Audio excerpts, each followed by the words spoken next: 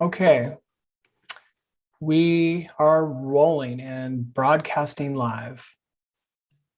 All right, good morning, everyone. This is the Wednesday morning regular meeting of the Lincoln County Board of Commissioners. We are meeting virtually. We are being recorded and we are being broadcast live on YouTube. First item on our agenda is to call the meeting to order, and I have done so now. And next item would be the establish a quorum. We have all three commissioners present, which does constitute a quorum. Next item on our agenda is adoption of the consent calendar. These are items of a routine nature or items that have come before the board previously. At this time, if a commissioner or staff wish to highlight an item, they may do so. Otherwise, I'll entertain a motion to adopt the consent calendar as presented. I move to adopt the consent calendar as presented. I will second that. It's been moved and seconded. All those in favor say aye. Aye. Aye. That motion carries. Next item is a discussion item on the discussion action item on the non-represented employees pay plan. I'll ask for clarification. I don't know if Council Gardner or you, there were two items on the agenda, but the General Association has been withdrawn from the agenda. Good morning, Chair Hunt. So the only outstanding collective bargaining agreement is the transit unit, which my understanding is that is still being wrapped up with the Human Resources Department. So hopefully we can bring that back to you next week. So what is on the agenda today is for the non-represented employees, the new pay plan, which has been completed by our finance department and is in the package, just ready for your approval for the non-represented employees. Okay, and we don't anticipate any problems in settling with the Transit Association that would have an impact on the non-represented, because I think it's critical that we treat the non-represented equally with the right. So the non-represented is usually treated equally with the general unit. General, correct. Exactly. So you ratified the general unit last week, and so this is just a continuation for the non-represented. All right. Any questions from my fellow commissioners? Okay. I will entertain a motion to approve the pay plan effective July 1st, 2021 for the non-represented employees. So moved. Second. Any other discussion? It's been moved and seconded. All those in favor say aye. Aye. Aye. That motion carries unanimously. Thank you. All right, next we'll move on to reports. And the first report we have is on the conservation efforts for the reintroduction of sea otters to Oregon. I believe we have a representative from the Oregon Department of Fish and Wildlife. Well, it looks like on the agenda, Chair, it is Tracy Snow, but I don't see her here. But what I'm going to do is unmute Michelle Zwarte, if I'm pronouncing that correctly, to see maybe that as a representative. Michelle, are you speaking on this subject? Hi, can you hear me? We can. Oh, wonderful. Good. Thank you. I couldn't figure out how to unmute myself, so I appreciate that. Yes. Hi, my name is Michelle Zwarches. I'm actually with the U.S. Fish and Wildlife Service. And Tracy Snow helped me to set up the meeting, so maybe there was just a little bit of confusion there. Okay. Welcome. Thank you. Go ahead. Or did we lose you? Well, I moved her to panelist so we could turn on her video if she would desire to do that. And Michelle, you should be able to talk or unmute yourself. Okay, can you hear me again now? Yeah, there you're back. Okay. Welcome here. again. I'll see. There I am. Okay. There you Hi. are. Nice to meet you all. Yeah, so thank you for your time this morning. The reason I'm here is I wanted to make sure that you were all aware of some discussions that are going on right now about the potential reintroduction of sea otters to the Oregon coast. The U.S. Fish and Wildlife Service received direction from the U.S. Congress at the end of 2020 to study the feasibility and cost of reintroducing sea otters to the contiguous west coast of the United States, so California, Oregon, and Washington. We are concentrating our study on Northern California and the Oregon coast. If you're not familiar, sea otters used to occur throughout the North Pacific Rim in the nearshore environment from Japan all the way down to Baja California. And then they were eradicated through the maritime fur trade and extirpated from the Oregon coast by the early 1900s. There were some reintroduction efforts in the 1960s and 1970s that reestablished them throughout much of their range, but they never became reestablished in Oregon, and we remain the only state that does not have a sea otter population. I want to be clear, this is not a proposal to reintroduce sea otters, it's just a feasibility study. So we are in the process of finishing that study up. It's due back to Congress at the end of this year. And we are concentrating on the socioeconomic aspects of that reintroduction in particular. There is another organization that is looking at biological aspects of reintroduction, which we will review as well. But our primary concentration is going to be on the potential socioeconomic impacts. One of the reasons for reintroducing sea otters, the real interest is that they have a very beneficial effect on kelp systems in particular because they eat sea urchins. They eat other benthic invertebrates as well, including red sea urchins and crabs. So that has some implications for our fisheries off the Oregon coast and some concerns for those folks. And that's one of the primary recommendations we're going to be making, is that there's much additional study needed on those potential impacts in particular, because that fishery is so important to our state. On the other hand, there are extremely positive benefits in terms of tourism dollars that could come in from sea otters. So there's going to be a lot of costs and benefits to weigh. We're not going to be making a recommendation as to whether reintroduction should occur. We're just going to be laying out all the facts for Congress to consider. So I just want to make sure you're aware that these discussions are going on and to see if I could answer any questions that you might have about this. Any questions, commissioners? I'm looking to see whose microphone turns green first. That would be Commissioner Jacobson's. I was trying to be nice and let Commissioner Hall go first if she had questions, but Well, I was trying to be nice and not pick one of you over the other. we're just all so civilized. Well, thank you for being here, Michelle. Mhm. And I have heard about this, potential, I think, for several years. It's kind of been talked about. I guess a couple of questions I have a lot of questions, but specifically to kind of the socioeconomic study. And this is something I say a lot with all projects looking at a potential new use or reintroduced use is that socioeconomic study looking at cumulative impact. And what I mean is there's a lot of things that are, if you're looking at potential impact to the fishing industry from reintroduction of otters, well, that's not the only thing happening right now that is impacting the fishing industry, right? We have Biden just announced that he wants to put offshore wind somewhere in Oregon in the next 2 years. That has an impact. Climate change has an impact. Marine reserves and marine protected areas have an impact. And so is part of what you're doing looking at the cumulative impact of all of those things plus this one more thing? So we're not actually looking at that in our study because we only had 1 year to do this. Okay. And I should say no funding came with it.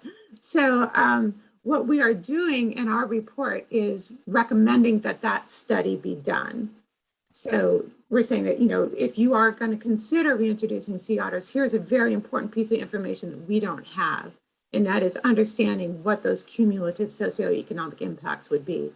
So, for example, I've been conducting stakeholder interviews with people all over the spectrum of potential coastal users, including commercial fishermen. And what I've been hearing from them are exactly some of the concerns that you just outlined, that they have this kind of accumulation of different impacts on them, including, for example, most recently having to move their fisheries further inshore because of the gray whale entanglement issues that we're having off the coast. And so, yes, we are recommending that whatever socioeconomic study is done, take all of those things into account. Great, excellent. And I guess the the other thing I would say is and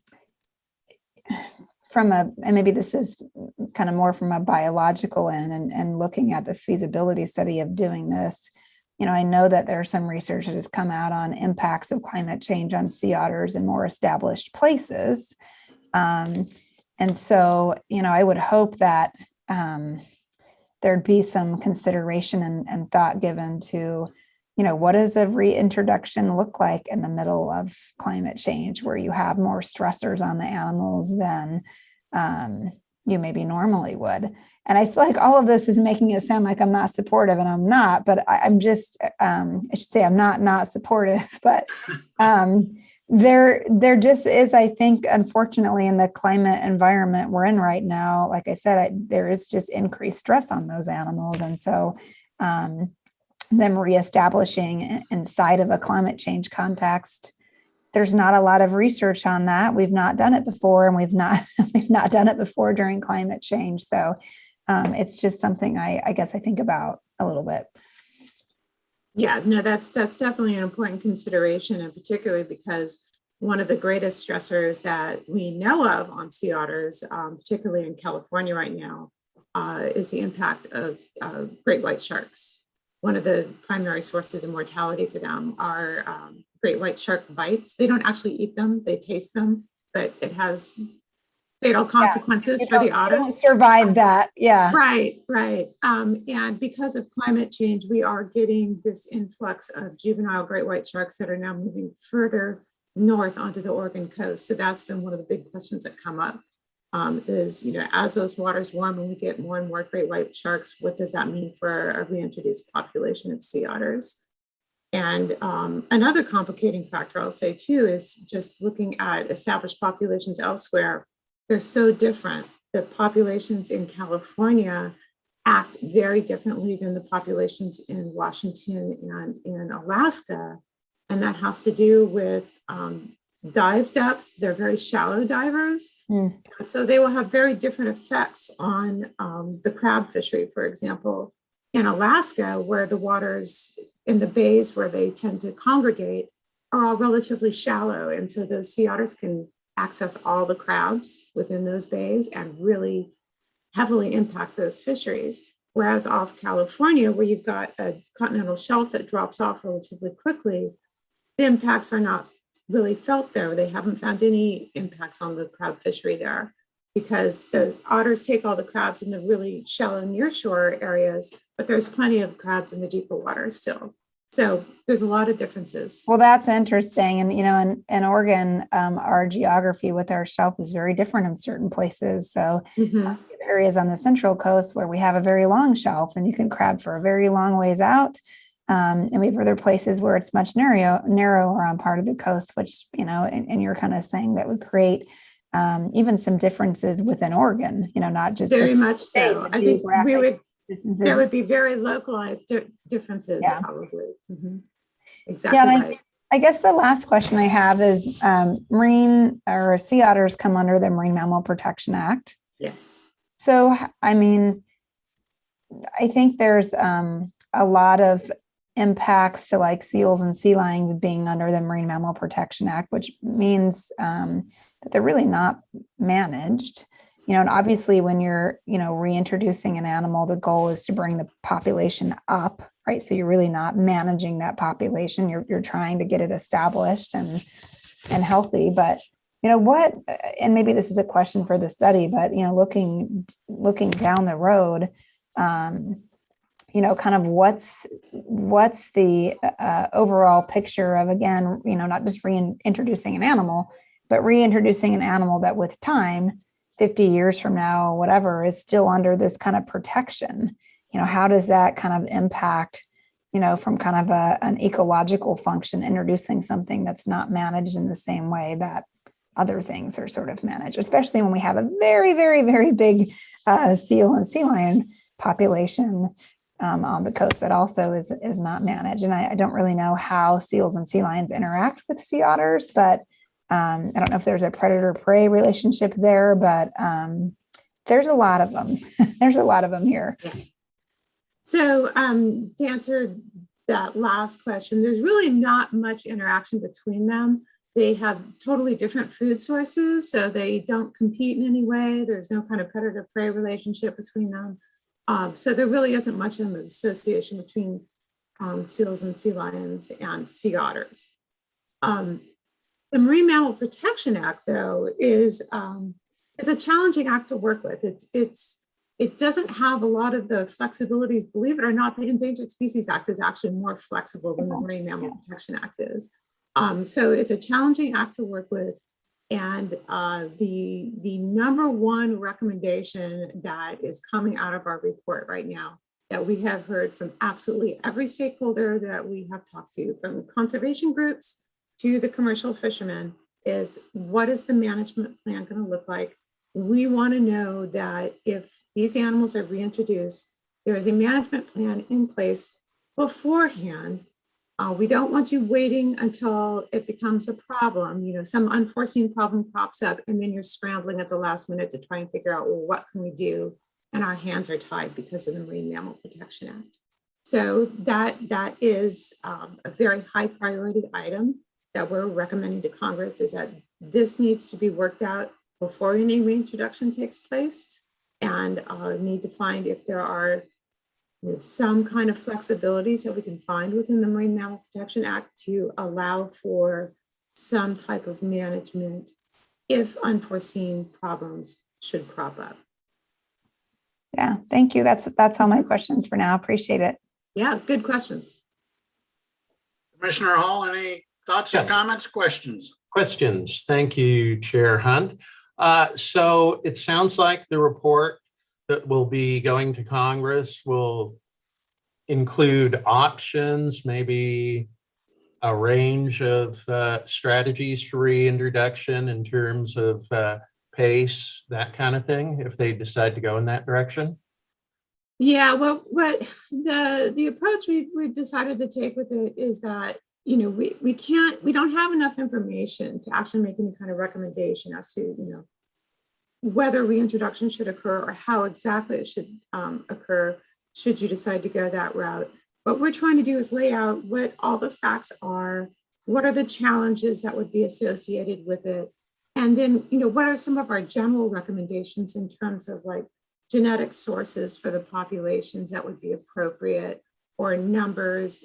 For example, we're making a recommendation that given concerns about potential fisheries, we would never recommend that you try to maximize the number of otters you can get on the Oregon coast right away.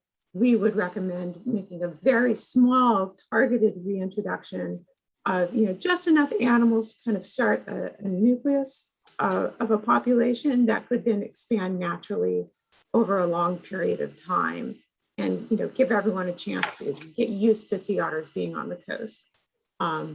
So options in that sense, I guess, is we're making recommendations for, given all the different ranges of viewpoint that we've heard about, concerns or benefits that we could get from sea otters, what do we think might work best? Where do we see flexibilities might be needed, or even regulatory changes in order to be able to manage for sea otters as we think would be most appropriate? Okay, thank you. Mm-hmm. All right, thank you. I guess I have kind of an off-the-wall question, and my recollection of, I guess, facts may not be accurate, but the question occurs to me, both sea lions and otters are protected by the Marine Protection Act. The sea lions clearly haven't had a problem increasing their population along the Oregon coast. What's the difference relative to the otters? In other words, why haven't we seen the growth in the population of otters that we've seen in sea lions? Well, for one thing, sea lions were never eliminated. Sea otters were hunted nearly to extinction, down to fewer than 1,000 animals worldwide back in the 1800s. So Yeah, that was a few years ago. yeah, but I mean, there were very, very few. Like the ones in California, in Southern California, there were fewer than 50 animals left. Then you didn't have any more sea otters until you got up into the Aleutians up in northern Alaska. So there was a huge, huge area where there were no sea otters at all that were left. And many of the sea otters we have down here now, like in Washington, were the result of reintroductions that just occurred in 1969 and 1970. So those actually had to be brought back in. The other thing is that sea otters have very, very small home ranges. They don't travel far. So they don't expand their populations at a very rapid rate at all. So even in California, where you did have a very small population that was left off of the Big Sur coast, those animals have only reclaimed about 17% of their original range since 1938 when they were rediscovered. So they expand very slowly. All right, well, that answers my question. And again, don't take my question in the negative. No, it's a good question. I'm a supporter of the concept. I think, the devil's in the details is certainly on the surface. I think the reintroduction of wolves is a good idea. It's complicated by mankind, and I think there are certainly going to be similar challenges with reintroduction of the sea otter, but certainly the concept I think is a good one. So will you be coming back with the conclusions of your report, or what's your next step, and how can we be involved? So our report is due back to Congress on December 27th. We will be sending you a notification when it is completed. It'll be available on our website. And I honestly don't know what the next steps will be. We'll have to see, based on our report, whether Congress decides that they want to pursue further, and we'll see what the next steps are at that point. But I will definitely be in touch with you and keep you in the loop on what's happening. Okay, well, I think if it's appropriate, would be good to have you come and present the results or what next steps are when they're identified. So I would be thank happy you. to do that. Yeah, thank you for your time. I appreciate it. All right, thank you. Good luck. Thanks. All right, we'll move on to the next item in our agenda, which is a report on the Echo Mountain Fire update. Commissioner Jacobson, Mr. Miller, et al. Yeah, so Casey and I have a couple of things to present this week. First up, actually, I'll talk while I buy Casey some time because he's going to bring up a slide and some graphs from Lincoln County Planning Department that I thought would be good to share with everybody. Which do you desire first, the building permits or the? Yeah, there it is. There's my precious. So this is the one I thought I would share. So this came from Lily Glasgow at the Planning Department. This is Echo Mountain Complex Fire permits open. So it doesn't mean that those are necessarily closed and that everyone's back home, but you can kind of see the arc there. So really reached our peak and permits, around mid-February there, and now have kind of come back down. We had a little bit of a peak there in August and September, and now we're kind of down again. We still do not have all of our properties, filed for permits. So we probably at some point will see another little rise come up, and you can see it's color coded in terms of what permit it is, because there's kind of several processes within that permitting structure. So I just thought that was helpful, to see kind of where we were and the number of permits that we've had come through the planning department so far. Like I said, there's still likely, hopefully, will be more coming as people work through that process and hopefully have the resources to do that. So that's the first thing I wanted to show. And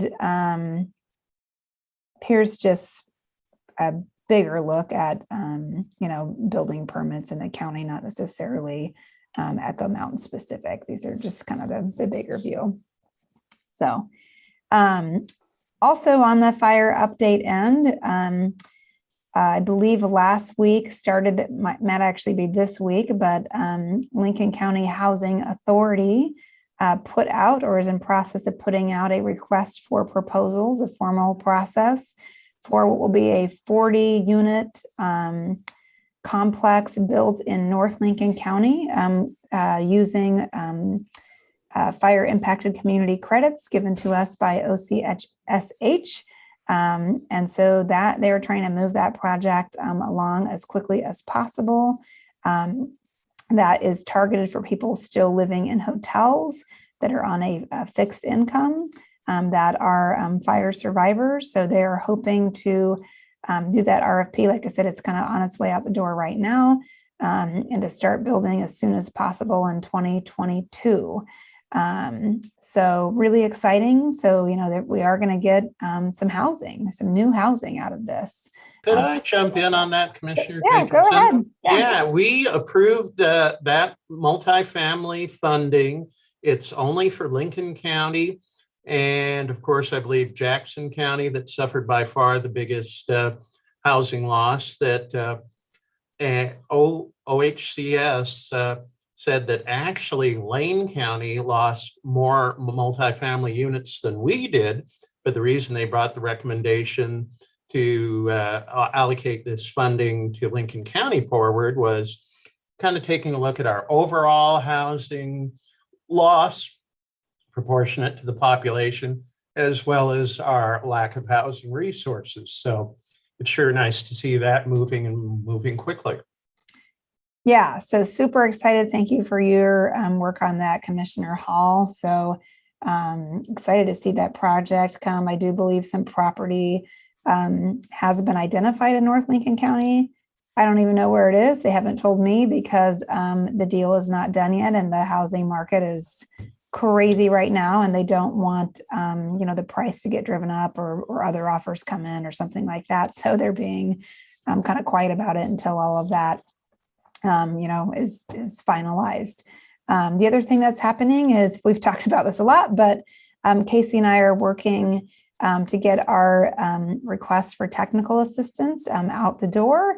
That proposal is due midweek next week. It's 2 pages, and it's, again, not a grant per se. There's no money that exchanges hands. It's for us to get technical assistance. We kind of started out, and most funding requests, you start out with this like Christmas list of all the things you'd love to see under your tree.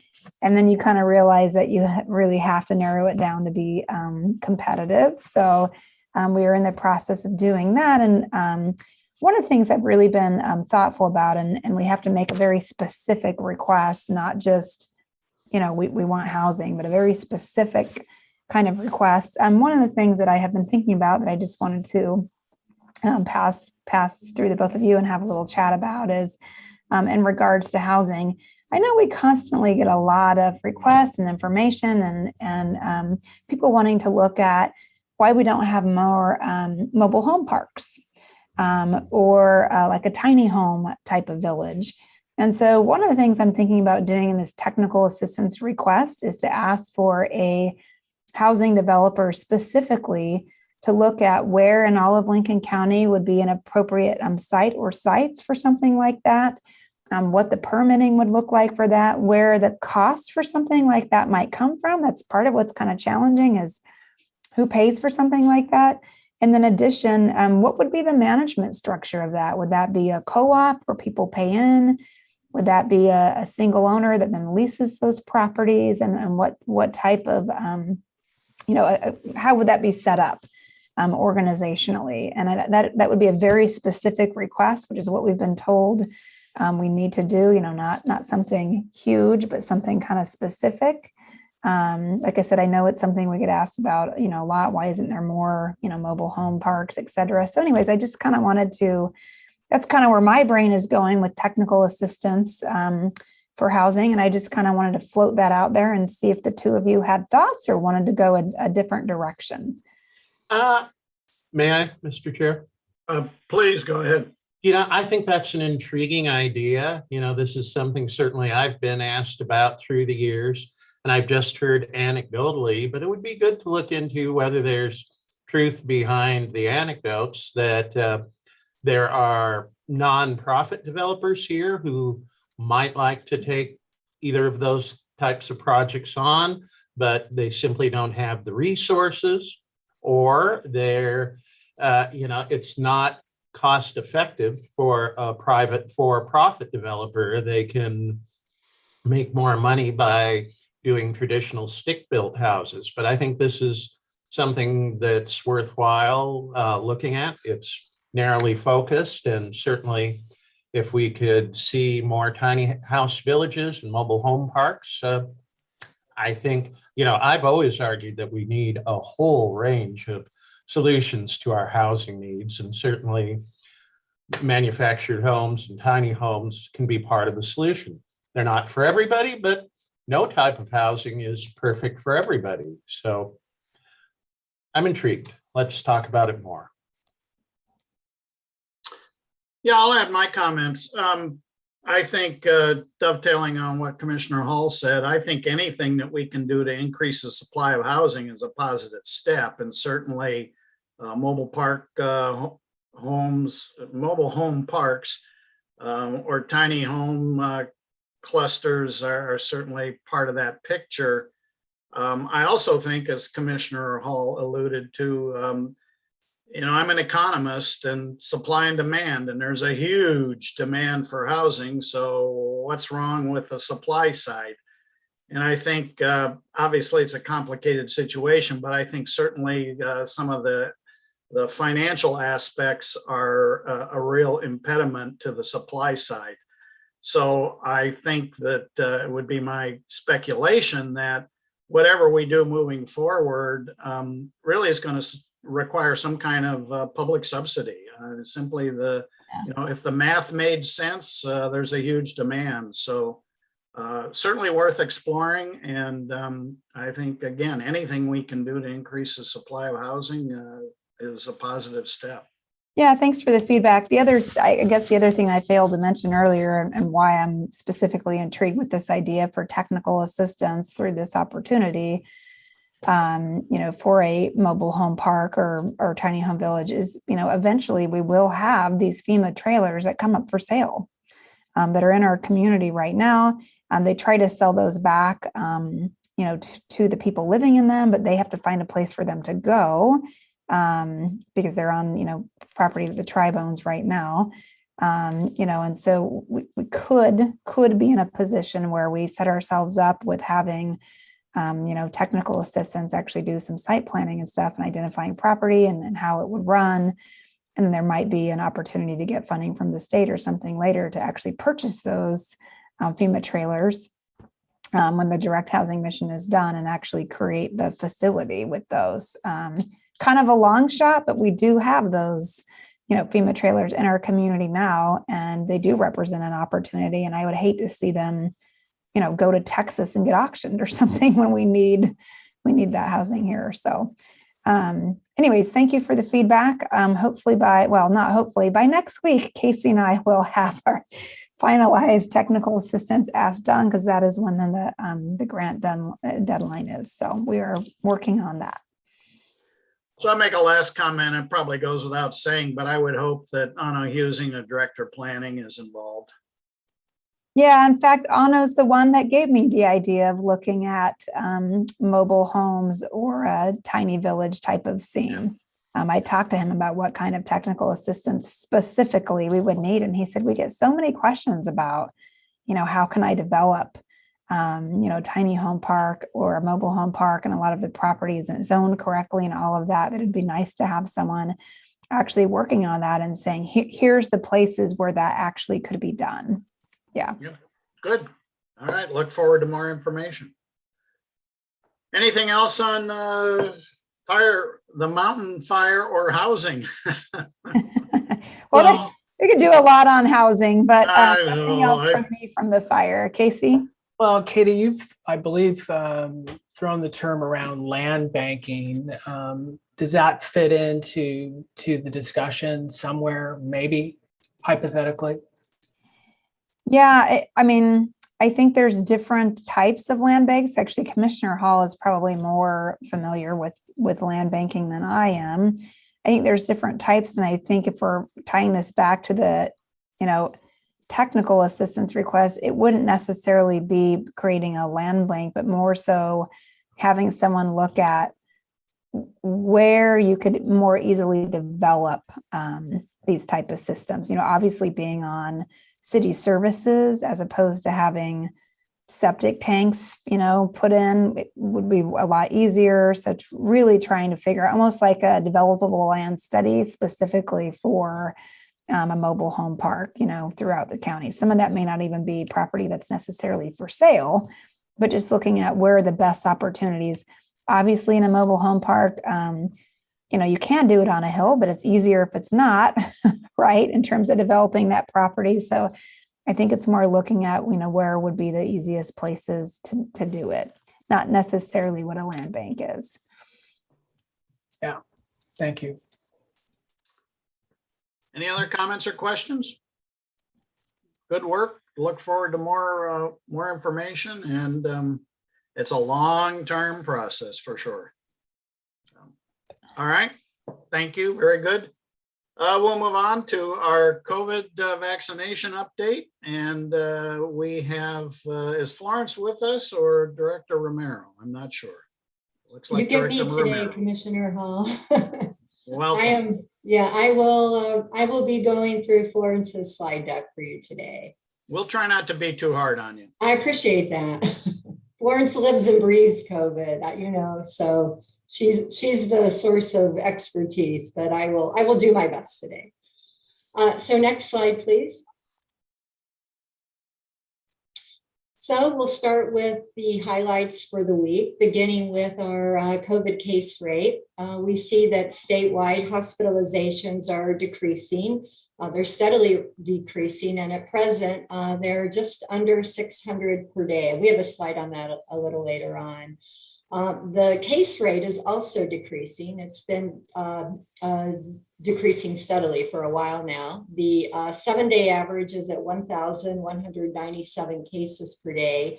The rate in Lincoln County is averaging 12 cases a day. I should point out, though, that the information that I'm reviewing is up to date as of Monday. I did notice that we had 22 positive cases recorded yesterday. I don't know if that'll change our average, but it is just something to be aware of. Moving on to vaccines, I know everybody is interested in knowing where we are with regard to the Moderna and the Johnson & Johnson boosters. My understanding is that the FDA has sent their recommendations onto the CDC, and our next slide kind of goes into the approval process. Similarly, folks are interested in where we are in the pediatric vaccinations, and our understanding is that the FDA will be voting on whatever their recommendation is going to be on October 26th. We mentioned last week, but I want to mention again that the Oregon Health Authority's mobile vaccination clinic will be in the county October 24th through November 5th. And at the end of the slide, I have the sites that the clinic will or the mobile vehicle will be available at. And just in anticipation of the pediatric vaccination approval, we did survey parents to find out where they would prefer to have their children vaccinated. And as of yesterday, we had received about 16 surveys back. The preferred choice at this point is at the child's pediatrician. Second choice is at the school, at a school-based clinic. And then the third choice is a max vaccination clinic along the lines of what we do for adults. So next slide, please. And this slide is really just included to highlight the approval process that it is in place to review taking the vaccinations and the booster shots and the pediatric vaccination process forward. So it starts at one with the drug company submitting data. It goes to the FDA. The FDA reviews the data that's available, and they make a recommendation. And this is where the pediatric vaccination decision rests at this moment. Once the FDA makes a recommendation, they pass it on to the CDC. Same thing, they review the data and they make a recommendation. And this is where we are with regard to the Moderna and the J&J booster vaccinations.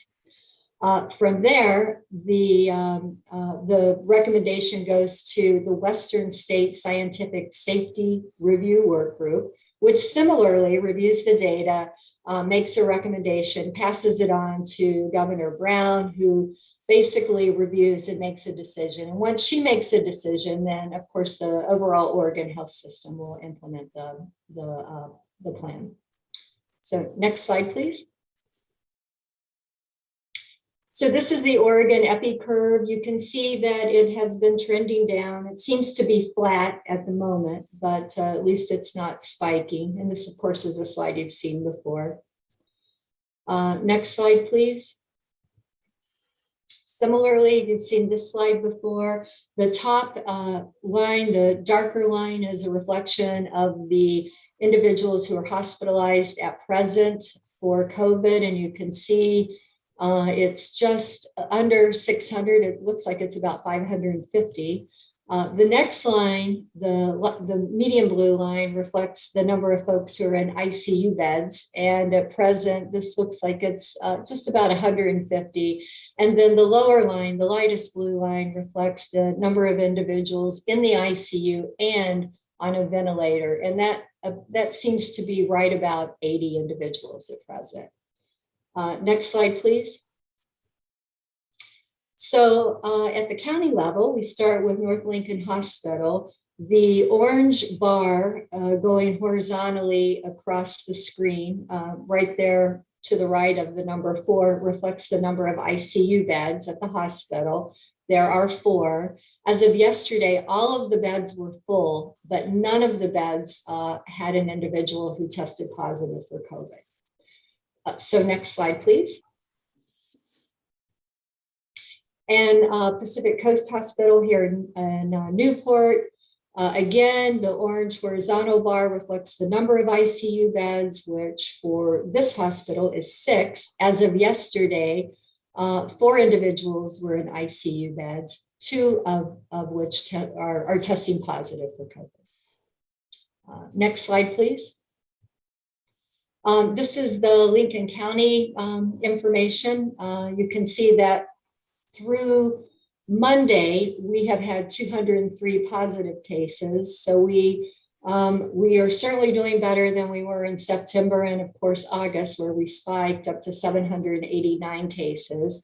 Our positive rate, though, is at 7%. That's come down quite a bit, but it's still over the 5% threshold, which means that there is probably more COVID active in the community. I guess you could say more people actually are positive for COVID than we're aware of at the moment. But we're getting back to the 5% rate, and that's a good thing for us.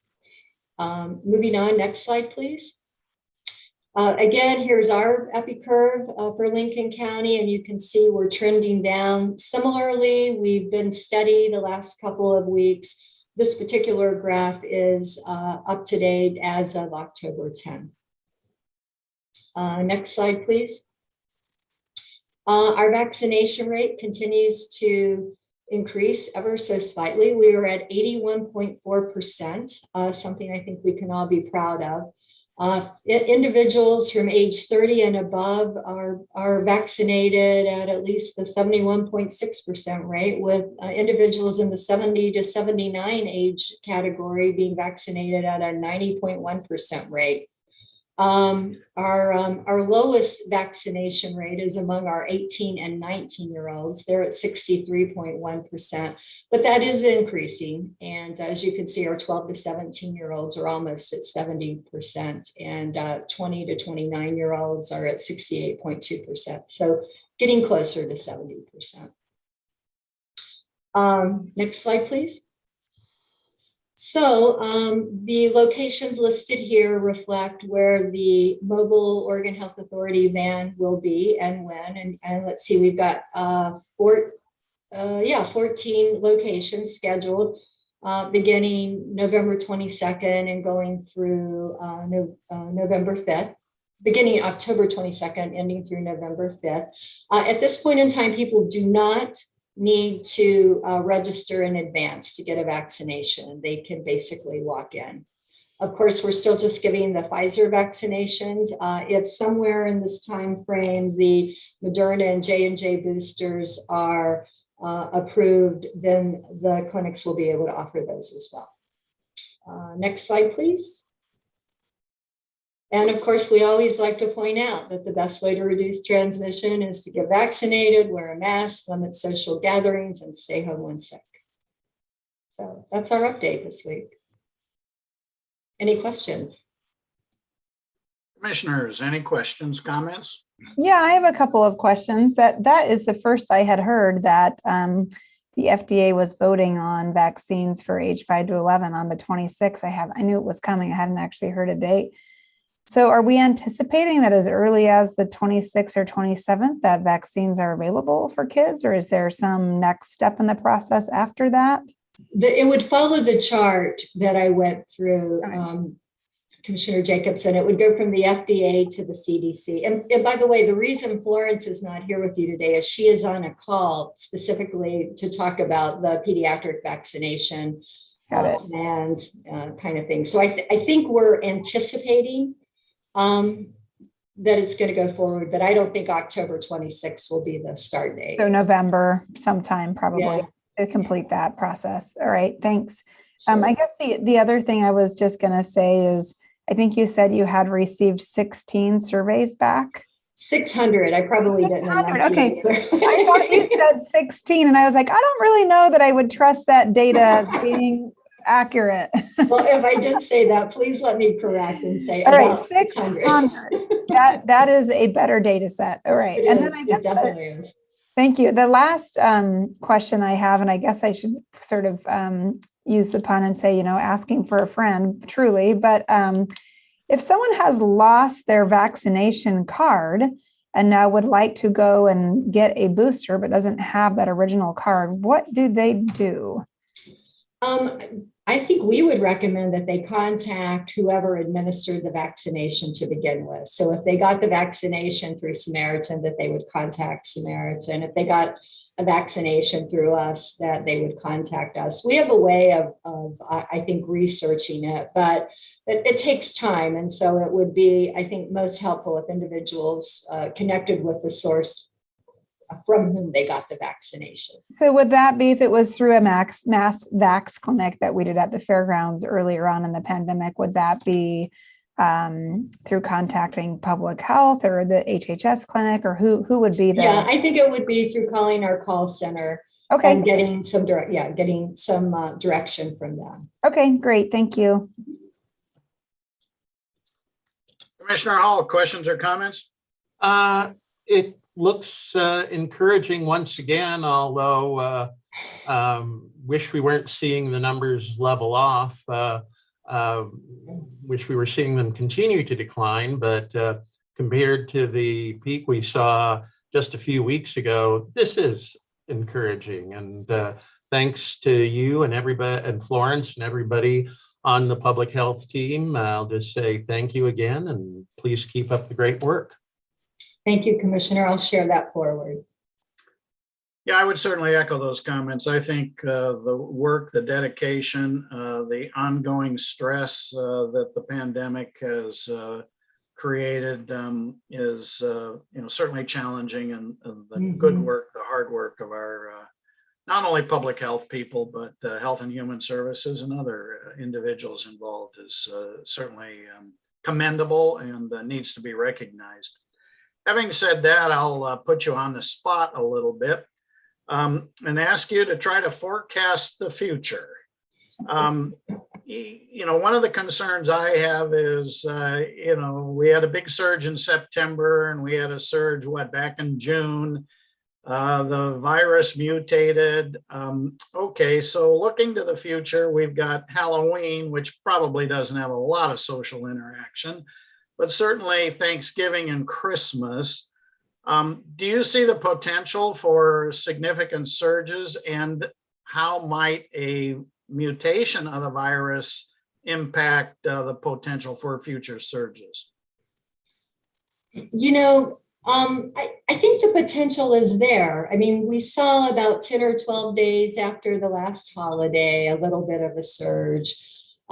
So I think the potential is there. And I think it's why we always like to, kind of go over the precautions, the vaccine, the mask, the social distancing, and so forth. So I think the degree to which people who have not elected to get the vaccination gather in groups and don't take precautions is going to correlate with, more cases of COVID. But I think it's just sort of hard to know. I think in our county, we're doing a really good job of getting people vaccinated. I think if we continue to make inroads there, we're going to stand a better chance than a lot of communities, not only in the state, but across the nation in terms of getting through the holidays. But, I wouldn't be surprised if we don't see an uptick, frankly.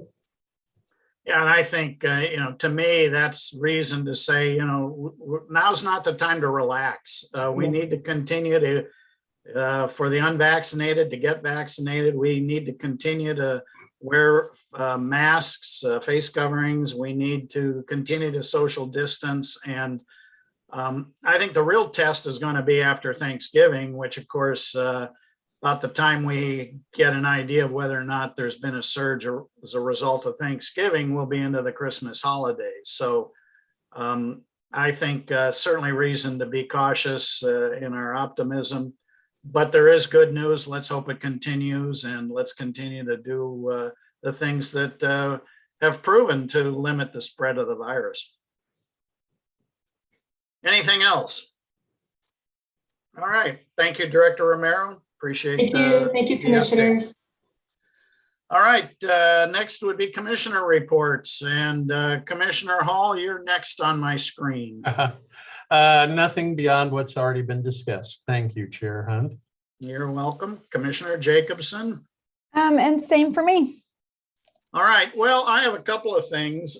First of all, the number 42 is significant in my life today for two reasons. Number one, I've always been a bit of a baseball fan, not near the fanatic that Commissioner Hall has proven to be. But those of you that are of my generation, I was not alive when Jackie Robinson broke the color barrier and playing for the Brooklyn Dodgers. I believe he started at first base in 1947, I think, if I remember correctly. Correct on all counts so far, Mr. Chair. Well, I'd better quit while I'm ahead. In any event, he wore number 42. But today, the number 42, on a personal reason, is very special. It's the 42nd anniversary of my wife's and our wedding. It's our 42nd anniversary. So happy anniversary to my wife, Patsy. Happy anniversary. Yeah, congratulations. Thank you. And with that, next would be the opportunity for public comment. Is there any public comment, Mr. Miller? Well, looking and scanning our attendees and panelists, there appears to be no live public input, but I guess if anyone was intending to do that, please raise your hand. And while we're waiting to see if anything happens there, let's jump to the website and the smart sheet. So you can see for today's meeting, we do have the input we've received at the bottom and supporting documents. And there are two items there, both are on short-term rentals. So that input has also been copied over here to our short-term rental workshop page down at the bottom and combined input. So that is all we have today, and I don't see anyone raising their hand, so I think we made it through. All right. Well, again, always an opportunity for public comment to attend our meetings, and as an attendee, raise your hand and be recognized, and would have 3 minutes. And also through the smart sheet process, which Mr. Miller just went through. So is there any other business to come before the board at this time? All right, if not, our next meeting of the Lincoln County Board of Commissioners will be on Wednesday, October 27th at 10 a.m. It will be held virtually. And I will make a note that I believe we have an executive session on Friday, the 29th. It will be noticed more specifically, but it will be for consideration of employment. And with that, if there's no more business,